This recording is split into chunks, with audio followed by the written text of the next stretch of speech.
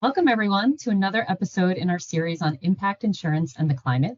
I'm Amy Antczak from Energetic Capital, and today I'm joined by Greg Haynes, Vice President of Development at Vitis Energy. Vitis is headquartered in Florida, and they develop, construct, operate, and maintain energy generation and storage solutions. Greg, welcome, and thanks so much for making some time to chat today. Would you mind telling us a little bit about your background and more about Vitis Energy? My background is really in energy trading risk management for many years. From there, I transitioned to buy-side renewable development procurement for municipal utilities. After a time there, standing up some new platforms which enabled utilities to more effectively acquire renewable development projects across a large swath of ISOs.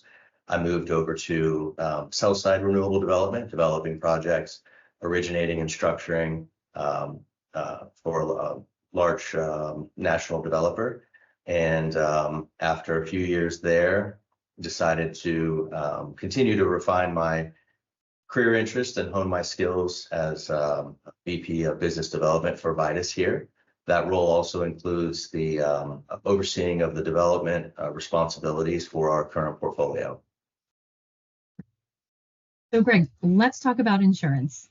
As a solar developer, what role does insurance play in your business? Is insurance an obstacle to overcome when you're developing a new solar project?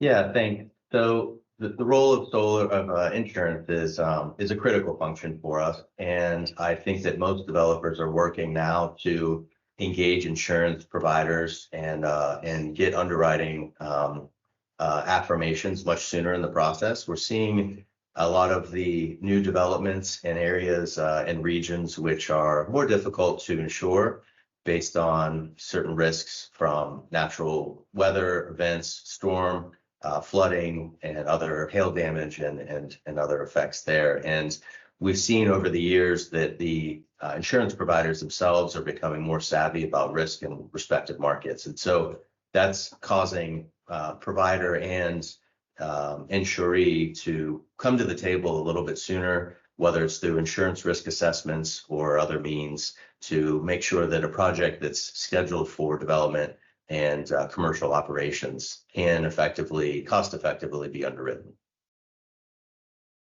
So yeah, let's talk about that a little bit more. We've all heard about insurers that are pulling out of certain areas of the country due to climate risks. You sort of touched on this a little bit, but in your years of working in renewables, how has the insurance market changed? Are you finding that there's parts of the country where you just can't develop projects?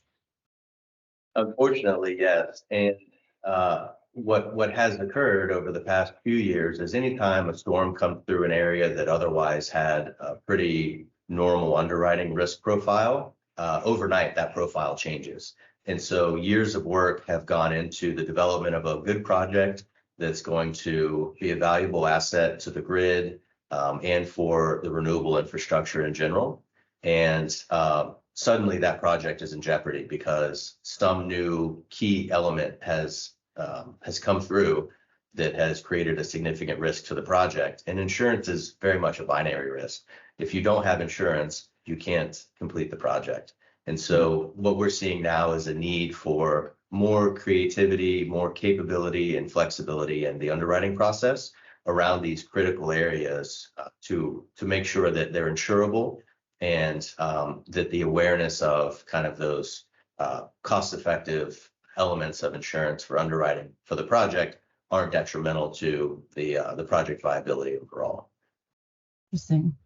Yeah, it's so interesting that you point out the flexibility. You know, one of our goals with GreenieRE will be to use insurance to unlock financing for projects that would benefit underserved communities. And I think we all understand that we need to be a little bit more flexible in determining and underwriting the risks when we're looking at those type of communities.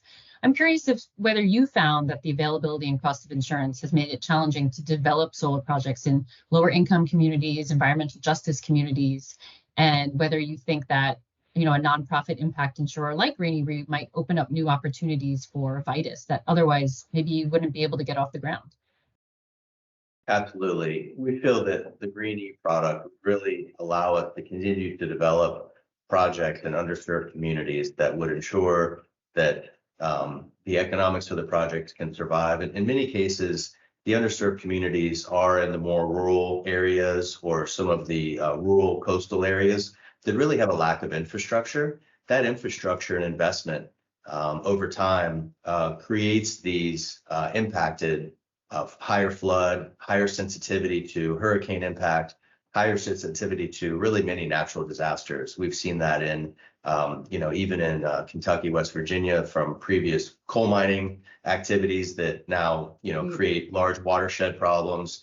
We've seen coastal Louisiana bayou regions where the irradiance is significantly valuable in the southern area of that portion of the Midwest ISO, but it's very expensive to develop due to the underwriting risk from flood and other insurance products that would need to be underwritten. So that's where we would greatly benefit from the certainty and flexibility of the GreenieRE product when we're developing in these areas that are otherwise very valuable from a resource assessment perspective, but very or more technically challenging to achieve economic underwriting because of those risk factors. What we do find, though, is the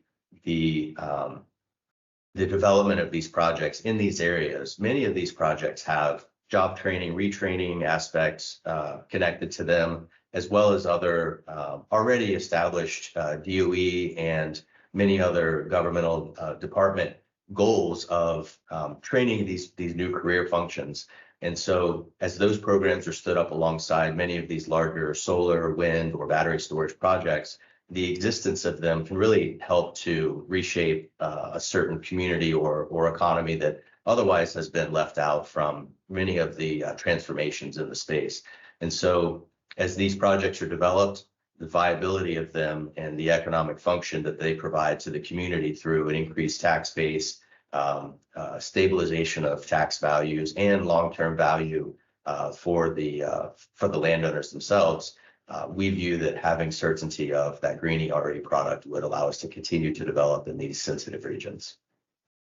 Yeah, that's so interesting that you point out these other opportunities for using, assistance and partnership with governmental programs. Hopefully we'll really be able to work with these other programs that are getting off the ground and to really increase the resiliency in these underserved communities. And that's such a good point to mention that as well. So we usually like to highlight success stories in these videos in the series, success stories with insurance, but I think you just highlighted that unfortunately, there's currently a gap in the market. And so I think today we need to focus more on the future and how we can work together to use impact insurance to create more success stories in underserved communities, with solar developers, for wind developers, battery storage, all the technologies that you mentioned. So, Greg, it's been really great to get your perspective as a developer. I think those of us in the insurance industry, we so often talk with other people in the insurance industry. So it's always interesting to get insights from somebody else on the different side. And we often think of insurance as, oh, it's an added cost and the costs are going up, and especially for climate related risks. But as you pointed out, the risks are often very binary. And if you can't get insurance, forget about the cost. The project's just not going to happen. And so we're really hoping that once GreenieRE is licensed and up and running, we really can make a difference in working with developers like Vitis to make sure that more of these projects get the insurance that they need to move forward. So, Greg, thanks so much for having this chat with me today. If you would like to learn more about Vitis, please go to vitisenergy.com. And of course, follow GreenieRE on LinkedIn and visit us at greeniere.org for more information. Thanks so much for watching and have a great day, everyone.